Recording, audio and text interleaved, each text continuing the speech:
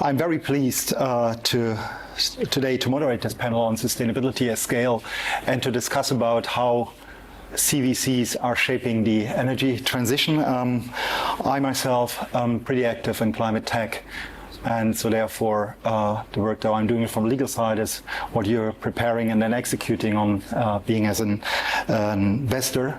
I'm very pleased to be joined by Nicola Bates, managing partner at 50 Accelerated 50, which is the venture arm of Boeing. Next to her we have Marc Boucher from TDK Ventures, senior investment associate there. And then we got Jonathan Freegard, senior solutions director at Vesco. And looking at your companies, I think we have a nice spread from different industries, starting with aerospace, logistics, and then electronics. And I'm keen to learn where you're investing and how you're shaping the energy transition. We'll hear about your investment focus and the companies you're invested in while discussing. I suggest, and with this, I would like to get started and maybe set the scene by referring to why we are doing all that here, or what do we understand by sustainability. That's all driven by climate change and the fact that we got these like extreme weather conditions, temperatures rising, and there's common accord that we need to stop global warming, which means that emissions will need to be reduced to net zero by 2050. We've achieved quite a lot already, but still a long way to go and apparently lagging behind. And a very interesting survey showed that the technologies we require to get to net zero by 2050 aren't there yet. So a lot of things that we are talking about and what is necessary is somewhere, maybe in the lab or maybe in someone's head, and needs to be, developed and scaled. And of course, that with the money that you can bring to the table. Looking at the climate tech investment market, at least in terms of numbers, it's pretty stable. Of course, it's not at the levels of 2021, but at least first quarter of 2025 this year, it was $5 billion US, decent amount of money. But apparently there's less money being raised on the LP side, and at least to me, it appears that also investment activity is slowing down slightly. And maybe if this going over to you, and maybe Nicola would like to start. What is your view on the climate tech investment market? Do we see a slowdown, or are things changing also because of what we're seeing in the US, for example? Yeah, I think there's no question that things are changing, and we're going through a little bit of a turbulent period. But as we've discussed quite a bit amongst us as a group. I think that I'm the ever eternal optimist, and I think that this is a great opportunity from a European perspective. I think it's a great opportunity for us to kind of galvanise together around this issue and really drive. We do, there is still a political will here in Europe to drive this initiative and get closer to those 2050 targets. So I think that it's really incumbent on all of us to think about how do we collectively come together, increase collaboration across these large corporates that do have a lot of weight and a lot of ability to do things, not just from an investing perspective, but offtake and all of those other mechanisms that we have to really come together and ensure that we're helping those technologies continue to progress, because a lot of money has been already invested in that area. Yeah. And would you, Marc, say a similar thing from the electronics side? Yeah, I think, broadly, great companies will get funding. I think that's kind of the time constant, regardless of cycles or hype around one sector or another. I think we still see that in climate tech. Exceptional entrepreneurs are getting backed, and financings are still happening. I would say at the early stage, there's a lot less acceptance of speculative technology pathways for markets that are now no longer supported or underwritten by legislation, regulation, especially in the US. I think that's kind of one big trend, but I would definitely say that where the US has kind of stepped off of the climate narrative in favor of maybe an AI narrative, which we could argue still supports some climate angles if it's supplied with renewables, if it's creating models that'll help us solve problems that are inherent to humanity's survival. Maybe that's okay, but I think in that vacuum, I feel incredibly inspired to be investing in the European ecosystem, because I think there's a huge amount of talent. Increasingly, actually, I'd say that the Climate 1.0 cycle educated a lot of investors in the European ecosystem to maybe think a little bit bigger, be willing to back teams, be willing to back bolder visions. We were talking earlier, some, let's say, US-style large stories around companies like Northvolt, maybe also some failures, but actually something in that sense that's really inspired me is that the perception of something like Northvolt going under has not been entirely negative, and it's actually spawned a generation of entrepreneurs that we now see going back out to raise capital. Maybe they weren't, at the executive level, but early employees, first 20 employees who are now, doing what the US ecosystem has done for decades, which is great entrepreneurs learn from great entrepreneurs and great, accelerated paths for startups, and then they go out and build great companies themselves. Well, it's a super positive signals for Europe from your perspective. What's Vesca's view on the market? Yeah, so when we start to look at the climate change, I work primarily in the data center industry, and a lot of the big clients in data centers are requiring everything to be green or as green as humanly possible. But right now it's a bit of a challenge to get the power effectively to where they are. They're also looking at how they're going to reduce what they call the PUE, so power usage effectiveness for the amount of energy required to cool all of the data center asset. At the same time, we're seeing the explosion of AI.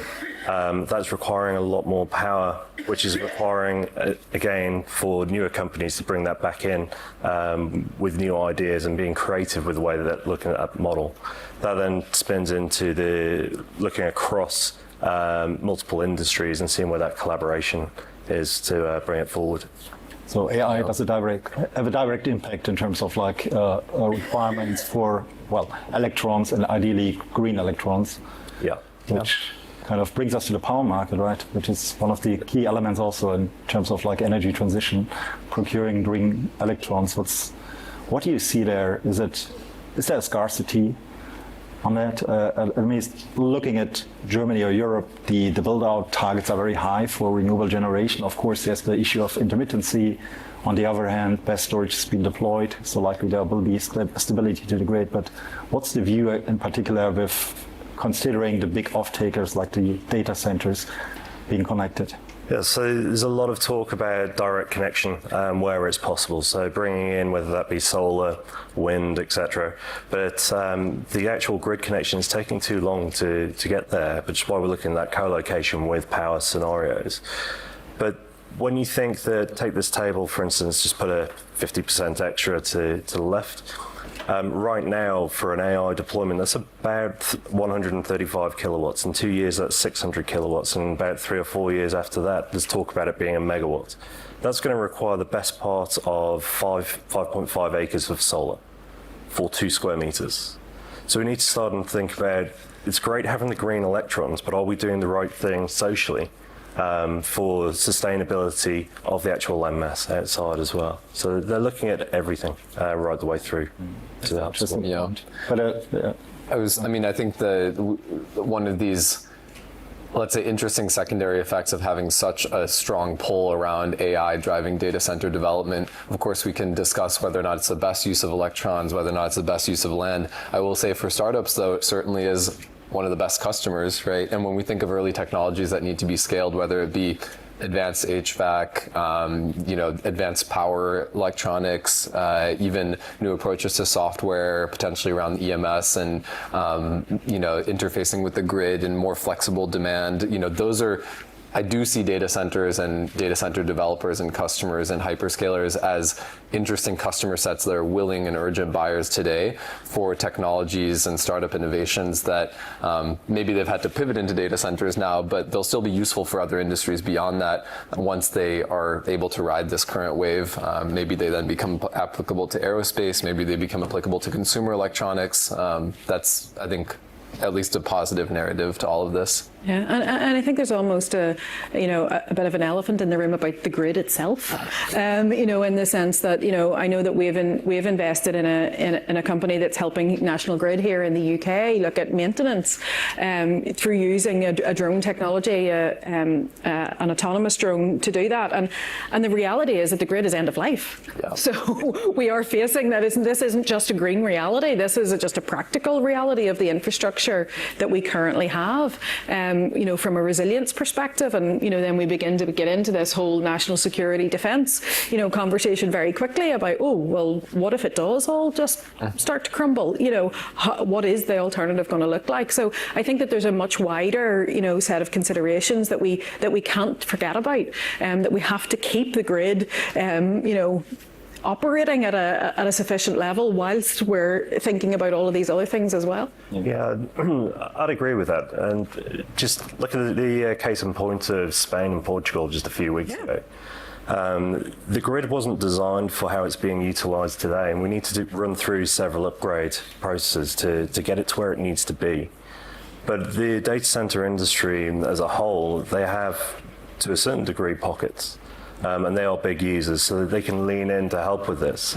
But it's not just that industry, it's going to help a lot of other industries. It's going to be cross-industrial investment that's going to be needed to bring everything forward. Yeah, this has been a huge train of thought for us as well. We've made a number of investments historically on the generation side, looking at fusion, which maybe we'll talk about later, looking at grid firming storage to enable more baseload style renewables. And then we've spent a lot of time on the consumption side, residential consumption, industrial consumption, new technologies that require a lot of power, new ways to enable homeowners to electrify their homes and their vehicles. And I think we had this big realization 18 months, almost 2 years ago, that the missing middle of the grid and transmission, distribution, substations, switchgear, it's pretty much, I think, it's encapsulated in like the statistics of the U.S. grid, where the average substation is between 40 and 50 years old, and they were 20-year design life cycles, right? So there's increasingly, of course, we'll see issues, and I think it's part and parcel with climate, rising temperatures, rising extreme weather events, that'll all put strain on those sort of ancient assets now. And where we found a really cool opportunity around technology leverage for a future generation of the grid is power electronics. Today, the way we make equipment for power management is archaic in a lot of ways, right? Big chunks of steel, lots of copper, but we have semiconductors that can manage power now, in large part thanks to the electric vehicle industry, silicon carbide, all these things. That, I think, is what the future of a digital and power electronics focused grid could look like. It's going to take some doing. Data centers are willing buyers, but that's where we go in the future. That's a very interesting view and goes far beyond actually venture investments as such, because we're talking about infrastructure and core play infra investments, so to say. On the other hand, and you already alluded to it, it's about innovation in that space as well. Are there like a couple of examples you may give? You alluded already to some technologies, but something, or where you see true innovation happening in that space, like making infrastructure smarter in a way, tackling these challenges that we talked about? Yeah, I can think of a number of our portfolio companies. TDK Ventures is focused on primarily hardware investments. It's our comfort zone. TDK is a hardware manufacturer making electronic components, batteries, power electronics themselves as well. So we try and rely on the expertise of our team and our parent company. And I think to that end, of course, there are amazing software innovations that touch the grid that will enable new load to be added, new demand to be managed, but where we've found an amazing amount of promise for new hardware technologies, new deep tech innovations, I would say, are advances in long duration energy storage. And for us, long duration is, let's say, the next increment of revenue generating storage. So not necessarily multi-day, seasonal, intraday, but more going from 4 hours today, which can be very, very well remunerated in some grids, to 6 hours to 8 hours, right? Where you're starting to extend what we're able to firm on grids that have higher and higher solar penetration or wind penetration. That, I think, is something with our portfolio company, Peak Energy, we've been very excited to see demand around, and they're leveraging sodium ion battery chemistries to enable that. So that is the next chemistry platform beyond lithium ion, beyond lithium iron phosphate, that takes you another 30 or 40% down the cost curve to enable a storage system that looks like lithium ion, behaves like it, but can be extended to another increment of storage duration for the same cost. That is a fundamental value proposition enabled by chemistry that we're really excited about. That's very good to see. Maybe moving on a little, staying with infrastructure, but maybe moving to air traffic. Nick, looking in your direction, what kind of innovation are you seeing there? I mean, one of the key elements, of course, is electrification. Not sure whether we'll see electric airplanes pretty soon. The other thing, of course, is the whole hydrogen market and derivatives, SAF, for example. How are you looking at this? I mean, you're producing the airplane, you're not running it, but what is your view, or where are you investing in that space in particular? Yeah, so I think there's a range, and obviously, from that, that the piece that we were kind of alluding to there, that kind of cross collaboration, cross pollination with other areas. So, in the example of the portfolio company that we have working with National Grid is called Seas.ai, and they're looking at flying an autonomous drone is the most advanced beyond visual line of sight certification here in the UK, and they're doing that obviously for National Grid, helping them look at the whole maintenance of the grid issue, but also they're part of the UK's Future of Flight programme with the CAA. So they're also contributing to this future of aviation that we're thinking about, and helping us on that. What does that certification pathway look like for us to get to the future of flight? So that's why I think that it's very actually quite difficult to have these. This is a climate thing. This is an aviation thing. This is because these things are all so integrated, and I think that's even in our conversations about, well, we need the data center in order to be able to do that. So it's the interconnected piece of that. I think just obviously from a fuels perspective, Boeing's position on that is that we are heavily focused on SAF, and the reason really for that is that we have to think about what we can do during the lifespan of the platforms that we have in operation today, because for us to get to that next aircraft is still a way out, and certainly would not help us hit that 2050 target. Yeah. So a big focus for us is around SAF, and how that. Where that SAF is coming from is we're looking at a range of things. So we're doing everything from, investing in a little company here in London that is growing sustainable aviation fuel from algae in a lab in London. Awesome. We're also invested in a hydrogen company who is using that to create SAF as well. So, we're looking at all options because we actually don't think that there is a silver bullet. We think that it will be a combination of all of these things: electrification, hydrogen focused, SAF, etc. We think we're going to need all of those things to get to that 2050 target. And how does innovation, especially in the aerospace sector, how does it go hand in hand with typical airplane production? Because I'd imagine that an airplane takes longer than 4 to 6 years to be manufactured and absolutely be sold. How do you tackle this, or the different investment horizon and lifespan of the product?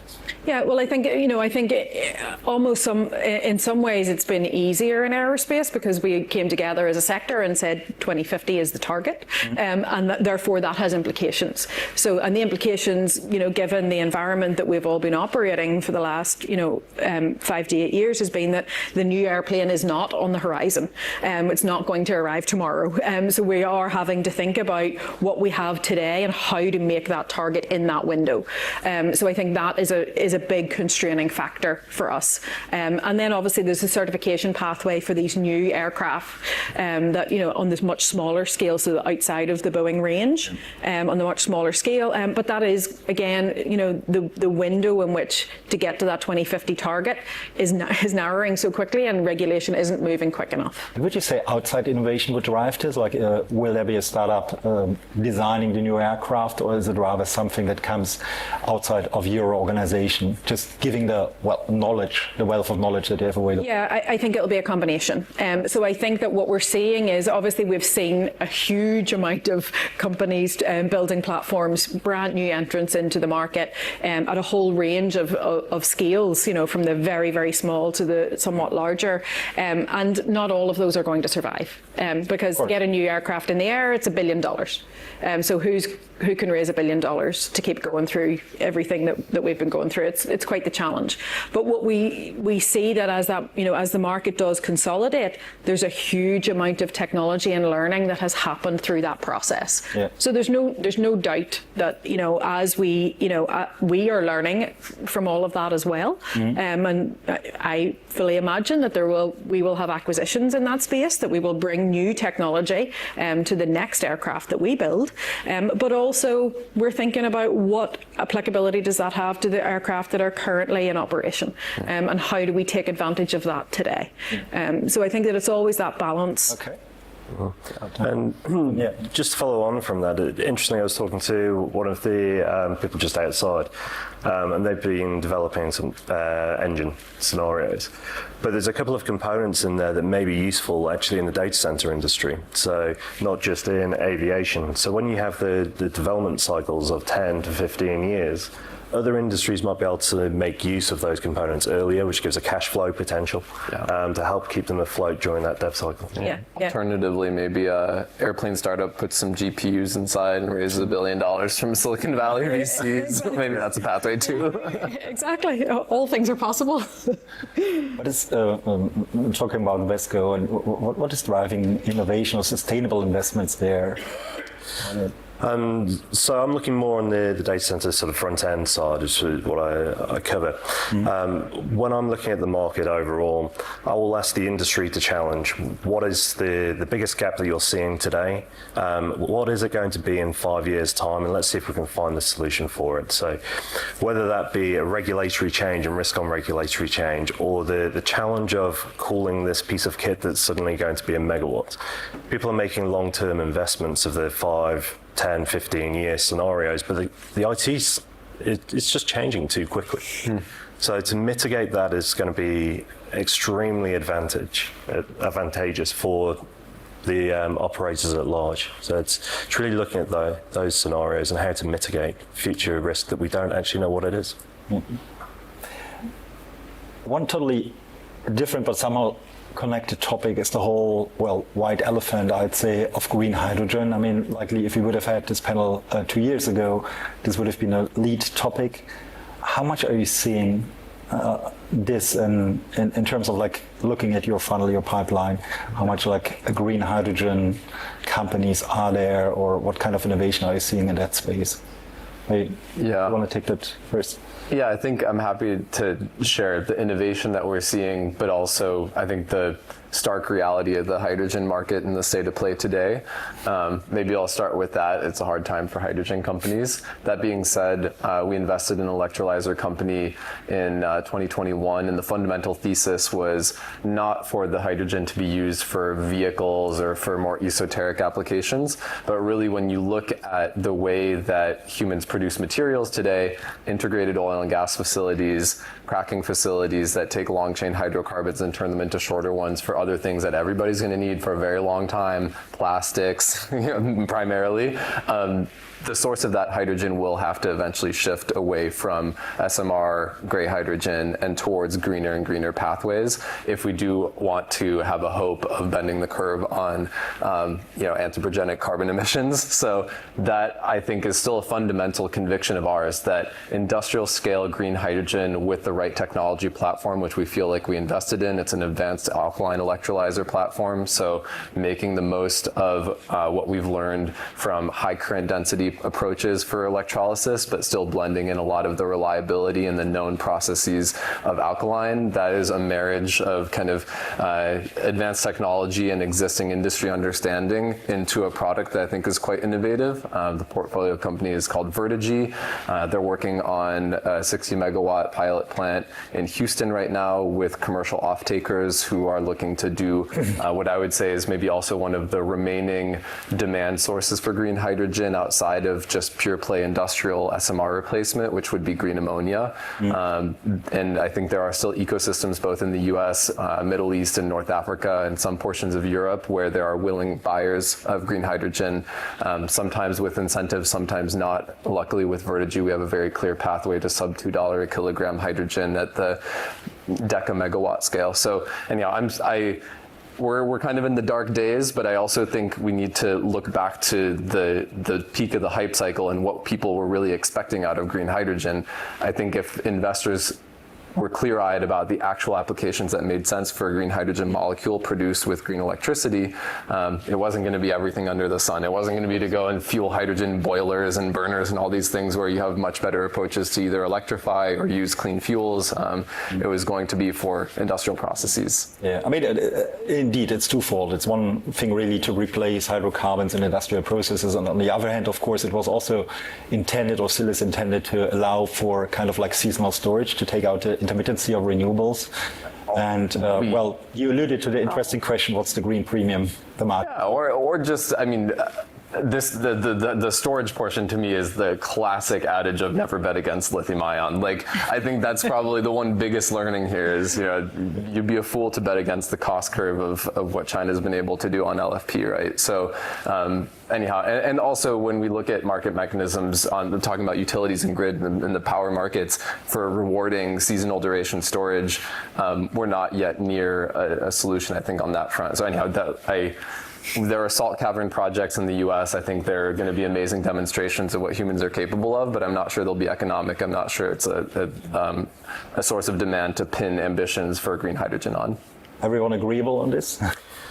Yeah, in principle, I'm agreeable, but at the same time, I look at what we have today and take the gas market, for instance, and ice-based generators or turbo generators. Now, if we're able to capture the carbon, there is a resale value of that carbon. As long as it's at the right purity, it's needed for most of the hospitals around the UK and elsewhere. It's needed for the food and beverage that we were having yesterday and today, along with multiple other use cases like e-fuels as well, moving forward. So I don't think that fossil fuels right now are at the end of their life cycle. I think it's a transitionary phase. Moving on to whether that would be green hydrogen once the technology is where it needs to be, or moving over to a nuclear type base. Yeah. Which, I mean, brings us to the well, actually, final question, or maybe a summary, because you already alluded to what the future may look like. Also, in the interest of time, if you were to imagine if it was like 10 years from now, what do you think? Which technologies will we have deployed, or what would have scaled? Of course, likely data centers would be super visible, but how do you see the future? Your crystal ball. So for me, I think there's just no silver bullet. All of the technologies are going to be there. The investment cycles are just so long that 10 years is probably relatively short. We should be looking around 20 to 30 years. A lot of this will also depend on regulatory regime and the harmonization between countries as well to allow supply chain and logistics. But ultimately, a lot of the facilities moving forward, especially at scale for AI, are likely to have some form of nuclear on site and self-generation. Other areas may still be in gas, and other areas with trimmers from solar, wind, etc. Okay.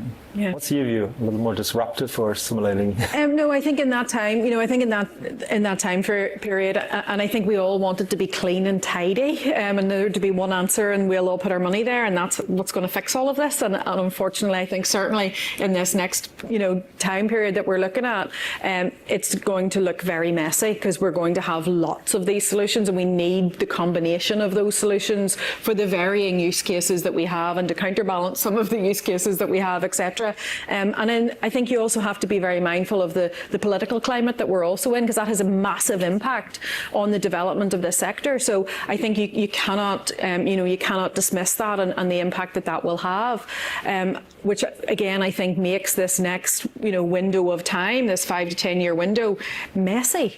And I think that's the reality. And therefore, I think that's where it's really incumbent on all of us, particularly in the CVC space, because we have, a lot of the companies that we come from are more than 100 years old. We have the advantage of that really long-term vision on where we need to get to and where our responsibility is in the market to help us get there. Yeah. So I think that it is on us to hold ground, keep moving forward on all of those technologies, because I don't think there is, as you said, there's no silver bullet to this. Okay.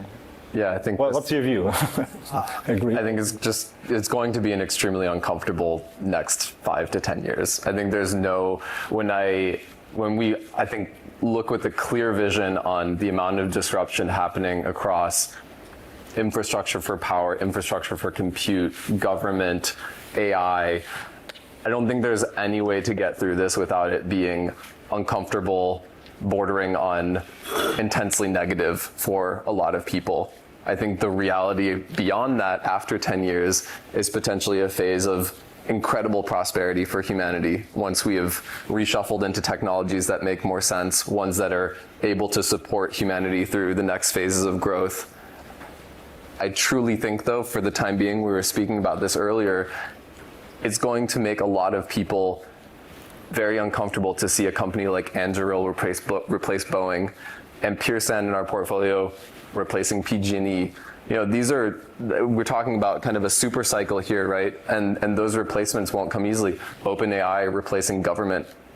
I think we need to be open to these kinds of possibilities, and they're super, super uncomfortable. But I think on the other side of it, new technology has always benefited humanity. I don't think we can deny that. You know, airplanes are amazing innovations, nuclear has enabled abundance. They do have their downsides, but taking it on the whole, I think 10 years from now, we may still be on the tail end of it being a weird period, but beyond that could be really amazing. Okay, thank you. So there will be a bright future, but bumpy times to get there. And ideally, you'll all be able to fund and guide through these bumpy times. Thank you very much for your time and for sharing your thoughts on the market.